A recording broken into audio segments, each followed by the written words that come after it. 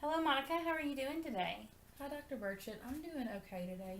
Thank you for asking. Great. Well, I'm glad to see you here today. Good to see you.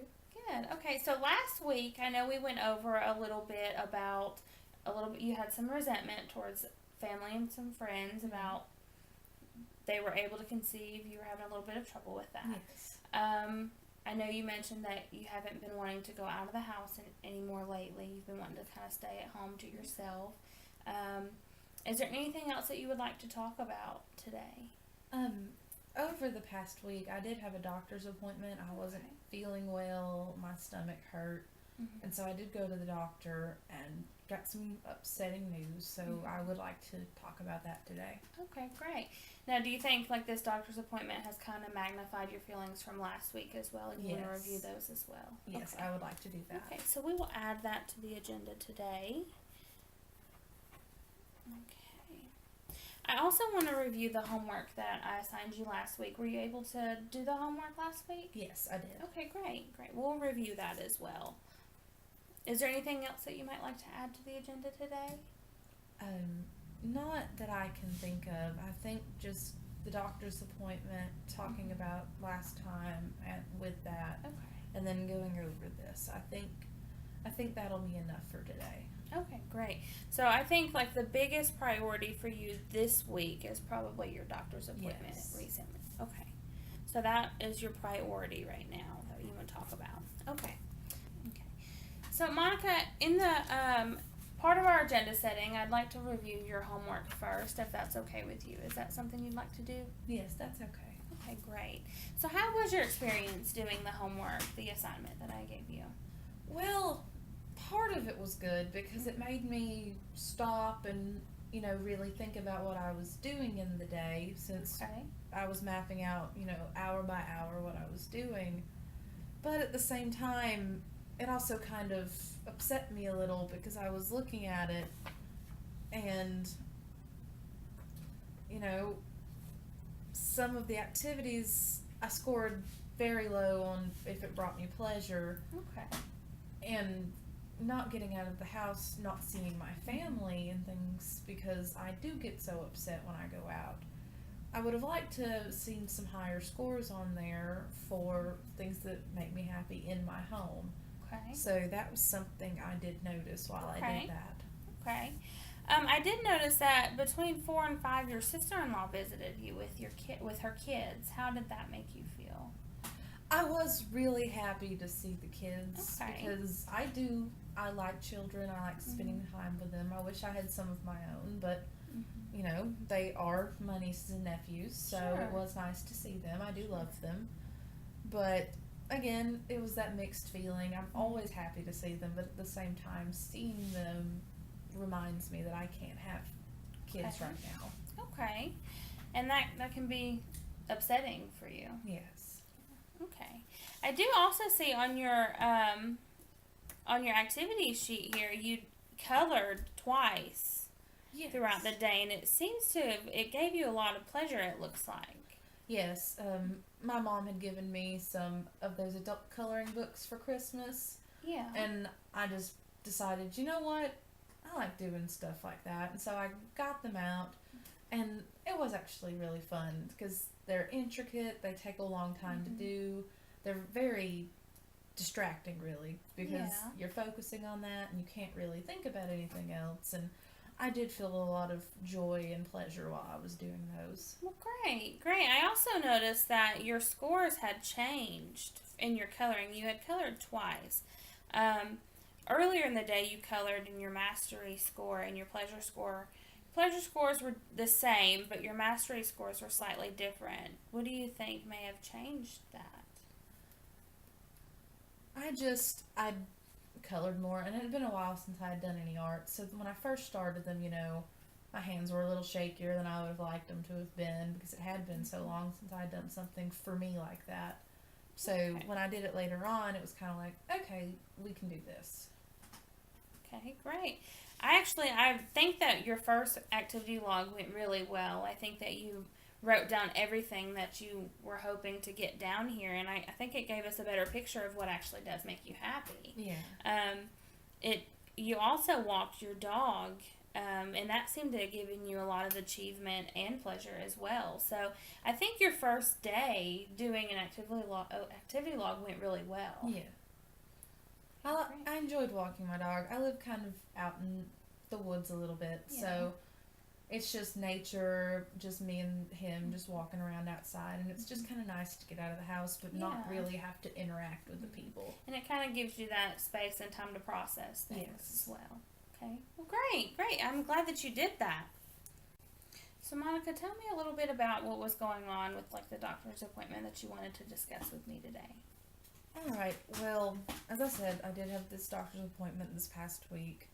And I went to the doctor a couple of weeks ago for a sonogram to see if my ovaries were responding to the fertility treatment they had assigned me previously.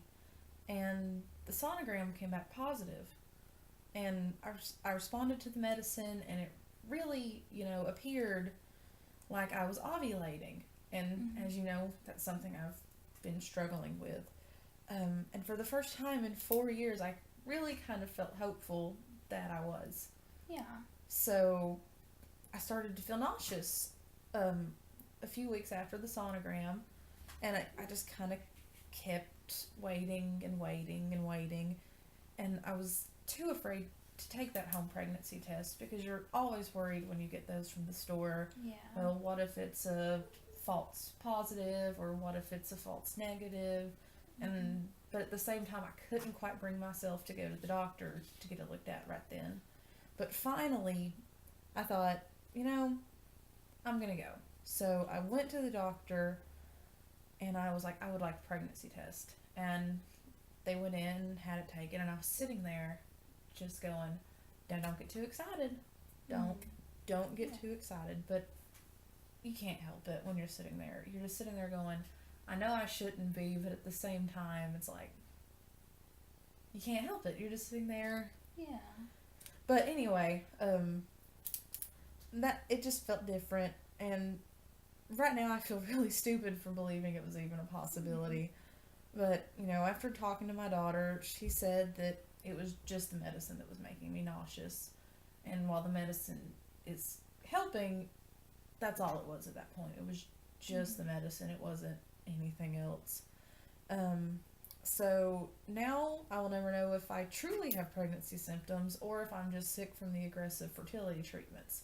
So now that's always going to kind of be something that's just there in the back of my head.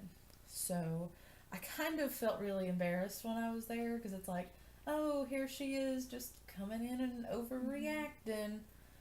And I had already told my whole family how happy I was because I thought I was pregnant. And so then I had to go back and tell them it's just medicine. So, of course, then they were like, oh, well, we've told you before to stop getting so excited about all of this. And so that's what I was talking about earlier. That resentment I'd felt with them earlier, it just kind of all came back because I was already down, and then probably made you feel a little bit like they didn't feel it was possible for you either. Yeah, they didn't feel it was possible. And just the way they did it, like, I was already feeling so down. It would have been nice if one of them had been like, at least said I'm sorry. Yeah. So from what you're telling me is it sounds like you had like a big window, a glimpse of hope, so to speak, that you would have a child.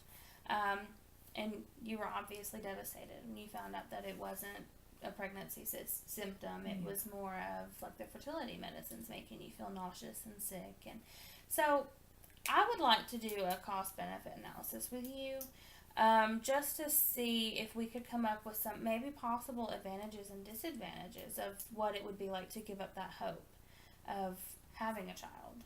So what I want to do with you is I would like you to write out here, in one column, I want you to write out like what would be a possible advantage and a possible disadvantage for giving up that hope of having a child of your own. Is it something you think you could do today? Yeah, that's something I can do. So, an advantage of giving up this idea. Okay. And it's okay you know, if you want to do your disadvantages first, because I know like this is a big hope for you, Yeah. something that you've wanted for a long time. And one would definitely be the money I've already spent on these treatments, because as you know, it's been a lot. Okay. Another disadvantage would be that I wouldn't have a kid. Mm-hmm. So there's that. And then really that's the only two disadvantages I can think of. Okay. Because that is the ultimate goal. Yeah. But I guess some of the advantages of giving it up would be that I'd quit being so let down all the time. Okay. So not so, you wouldn't get your hopes up so much, so to speak. Yeah. And another advantage would be I'd be saving some money, not having to do these treatments. Mm-hmm. Probably feeling less sick too. Yeah, because I did feel really bad earlier, so that would be another one. So,